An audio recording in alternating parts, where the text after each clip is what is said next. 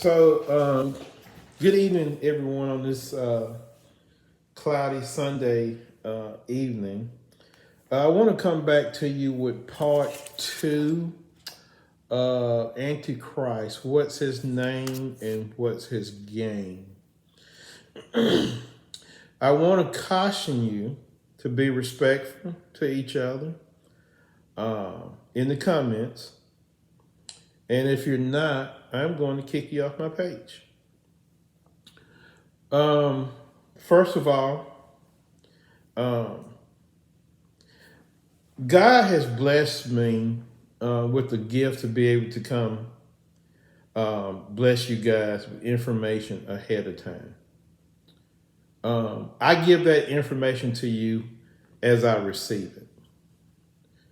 But it's very important to be respectful. It's very important that even if you don't disagree with what I say, and that's okay, that you make sure that you're respectful.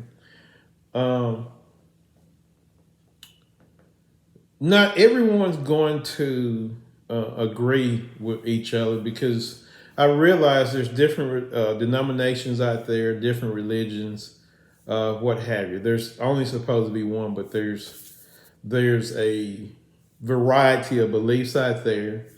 There are people who choose to read part of the Bible, not all, and that's probably based on denominations. But there's going to be some of you who are not going to believe what I tell you, and that's okay.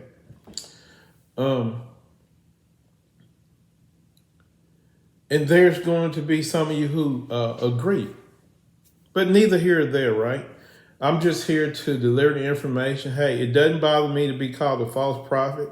I've been called that more than I can share on both hands and my feet as well. So that doesn't bother me. It's confirmation as to who I really am. So let's get started.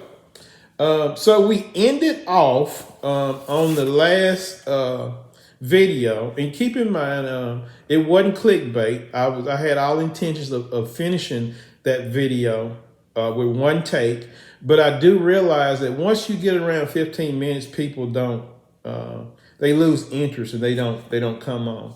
But we ended with Jacob's trouble, and we know that in Jacob's trouble that the Antichrist will go after, even though the tribulation is for Israel, we know that he is not only going to go over Israel, but those who are left behind throughout the rest of the world as well, which is going to be most people. Okay. The Antichrist goes by two names. In the first 3.5 years, he is known as the man of sin. Okay. He is the man, he's a very evil man who embraces sin and who really deceives a lot of people on his way to the top. Of course, many people in the higher ranks know who he is. In the second 3.5 years, remember this. He is going at the midpoint of the tribulation. He is going to be assassinated. Okay. And when he is assassinated and killed, the devil himself will take possession of his body. He will possess him and he will come back alive. But when he comes back alive, he will become the son of perdition. Okay. We know in the Bible that term has only been used twice. It has been used in John chapter 17 and verse 12, and of course in 2 Thessalonians chapter 2, verse 3 through 4. In John chapter 17, verse 12, it was used for Judas. Why? Because Satan actually possessed Judas and then turned around and betrayed Jesus Christ. So we know that the devil possessed Judas, and Judas was also called the son of perdition. This second go around, he will possess the Antichrist, and he will become the son of perdition as well. I hope you're able to understand that. Now, the Antichrist actually, when you think about what this man is going to be like, of course, we know that the devil will embrace his name as a great deceiver because he will deceive the whole world, right?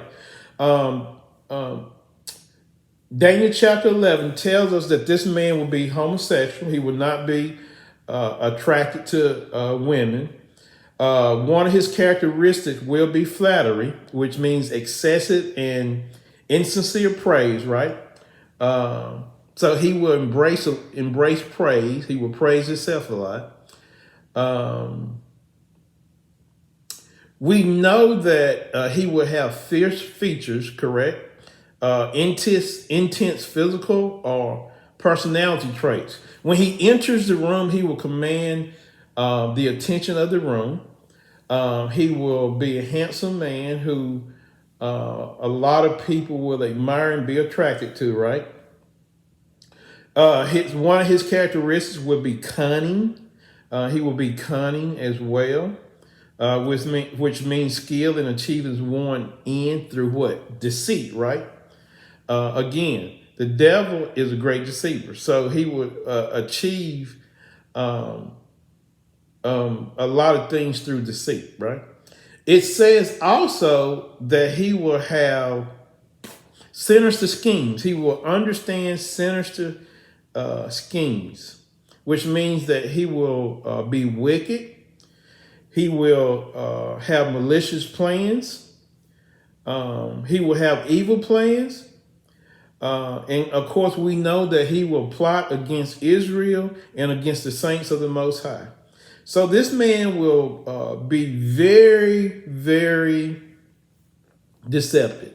People will love him. Most of the world will follow him, except those whose names are written in the Lamb's Book of Life.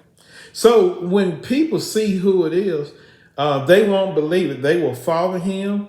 They will attack anyone who says any different towards this person. And they will defend him with like he's their own brother, okay? So we know that great deception is coming. And I want to read scripture here to you, Daniel chapter 8, verse 23 through 25. It says, and in the latter time of their kingdom, that means in the last days, right? When the transgressors have reached their fullness, do you think sin has reached its fullness? Do you think, let me reword that. Do you think that sin is at an all-time high now? I would say yes. Think about this for a minute. When you think of sin, you think of the sin of homosexuality, which has been made legal, right? It's legal for same-sex marriage.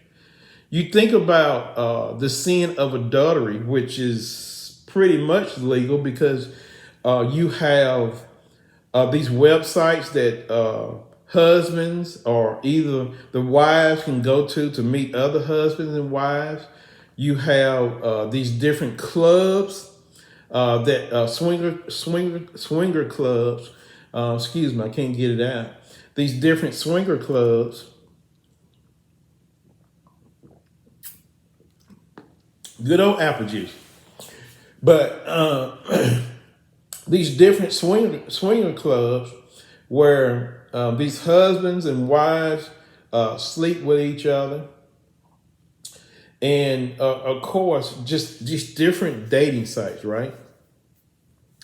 And then, of course, you see where men and women who are married, preachers, teachers, whoever, go out and they have these side chicks on the side, or a side man, women have their side piece on the side. And so there's just no respect for the law. We see now that marriage is in the minority for the first time ever. Is below 50%. Abortion, out of control, lawlessness, murder. Don't believe the when you Google, because they're suppressing that to make you think that America does not continue to increase in lawlessness, but it does. Violence Major violence, murders and killings and rapes has increased. We see across America, gang violence has increased. So it's just all over the place.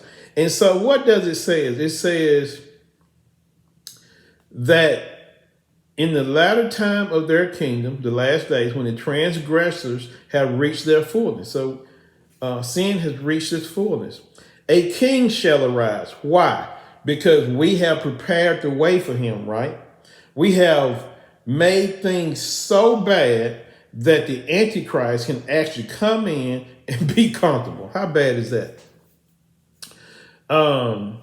It says, a king shall arise having fierce features, who understands sinister schemes. His power shall be mighty, but not by his own power. He's going to be possessed, right, by the devil. He shall destroy fearfully and shall prosper and thrive. He shall destroy the mighty and also the holy people. Hey, regardless of what you think or how good you think things are, there's a time coming very soon where Christian persecution is not going to take place in just China and Kenya and certain parts of Africa, certain parts of the Middle East. Christian persecution is going to take place worldwide. And when it finally hits here in America, as stated in Revelation chapter 18, all hell is going to break loose because people are going, Christians, if you have any type of connection to being a Christian, you're either going to deny it because they're going to be killing Christians left and right, and they're going to either make them take the mark of the beast or they are going to die or be in prison. Or they will live in caves and different places where they can hide. So as we continue to read, it says, he shall destroy the mighty and also the holy people. Through his cunning, he shall cause deceit to prosper under his rule. Deception. And he shall exalt himself in his heart.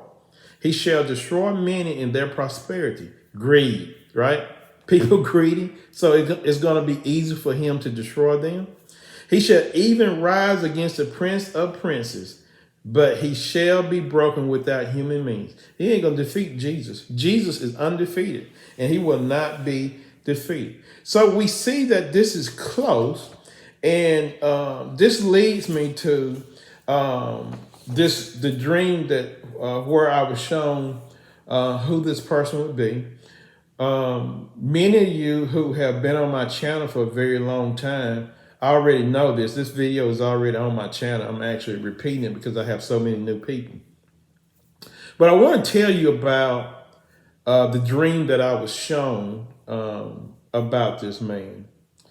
I had a dream about 8 years ago, and I was in this city, and the sun was not out. It was very cloudy and misty, kind of like today, right?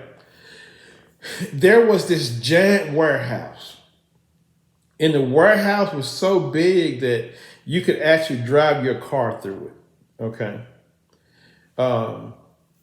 And so I was driving with my wife and children, and I turned into this warehouse. And the warehouse was very dark, so I had to turn my headlights on.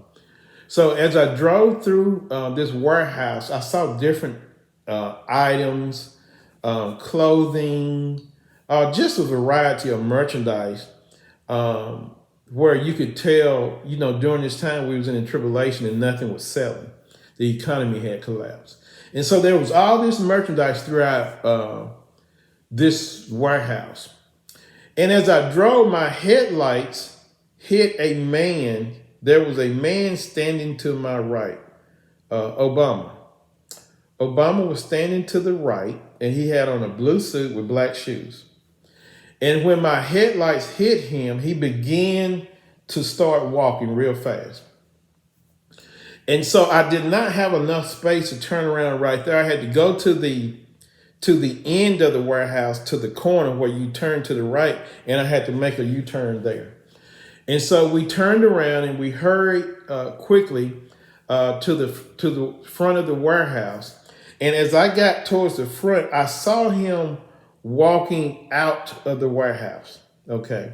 And he took a right. And so as I drove out, I heard the Secret Service holler, "Mr. President, Mr. President." But he never stopped. He never turned around. He just kept walking. He was walking very fast, like he had something to do. And so I came out of this warehouse and I took a right and I pulled up on the side of him to look at him in hopes that he would look back at me. But he never looked at me. He just kept walking. So I passed by him and I kind of looked back and he just never made eye contact with me. So we kept going and we came over this bridge. And as we came over the bridge, we saw just, like I said, it was cloudy. It was very misty and dim. And so we started to see dead animals all over the place, like house pets.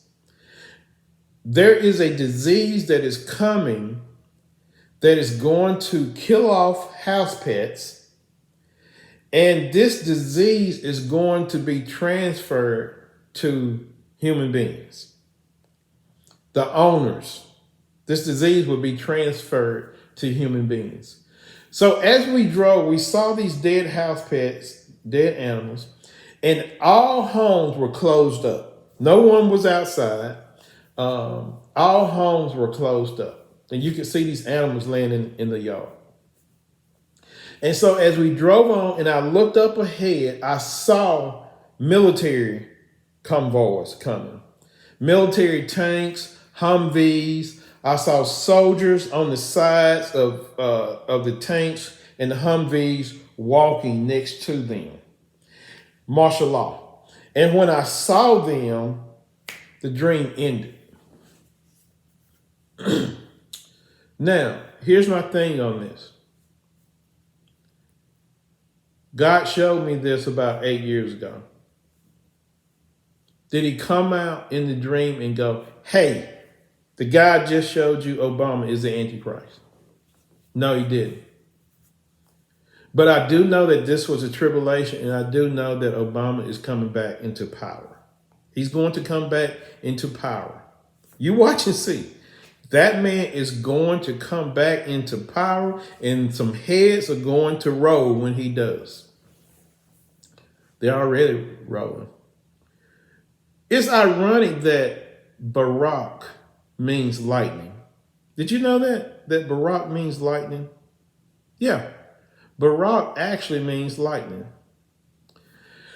I would also encourage you, especially those unbelievers, to go and pull up his testimony about becoming possessed. Go watch that and listen to him when he talks about becoming possessed. Yeah, there's some terrible times coming. And if you are not saved, and you don't leave here in the rapture, you're going to remember everything that I said. And you're going to know that man was telling me the truth. If you're here, pack your bag, pack your sleeping bag, and find you a hole in the woods or a cave in the woods to hide. And you live off nature, because all hell is going to break loose in this world. And it's coming very, very soon. All these presidents are all lined up together under the New World Order. I just say it that way. We know that there is great evil out there that's running the world, and that the devil is telling them what to do.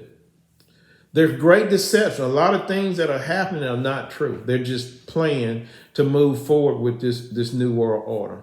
America will change. America will lose the Constitution one way or another. America will be bombed in World War III. It has been set up. It has been decreed by God in Revelation 17, Revelation 18, Jeremiah, parts of Jeremiah 51. let's just say Jeremiah 51:7, starting around verse 7. Uh, Isaiah chapter 13 also talks about America. So it has already been decreed by the Lord that America will be destroyed. There are diseases coming. There will be a 700-foot tsunami that hits the East Coast. When we separate Israel, there will be a great earthquake that will split America. America will be split into at least two pieces. We know that great evil has taken place here, great deception. Again, as I prepared to leave, for those of you that believe that the military is being activated in the cities for crime, you're greatly mistaken. There's another reason for that. There's a great event that is coming that this military is being put in place for. And so they do things deceptively, and they're putting this military in place for these things. Again, there's a video, by the way, called I Pet Goat 2. And it's a prophecy video by, if I pronounce this right, Heliofont. Put this video out. It's about a 7-minute video, 7 to 9 minute video. I would advise you to go watch that video. It's been out for about 13 years now. And it shows you the things that are coming leading into the tribulation and things that would take place in the tribulation. You have to pay very close attention so you understand what's going on in the background of the video, because there's a lot there. And for the common person, you won't understand it, and you just go, hey, nothing to the video. I just attack other people for telling me to watch it. But trust me, there's a lot there. It's a very scary video. So again, I Pet Goat 2, something you can go watch. But thank you guys for listening. Please be respectful in the comments. Till we talk again. Bye.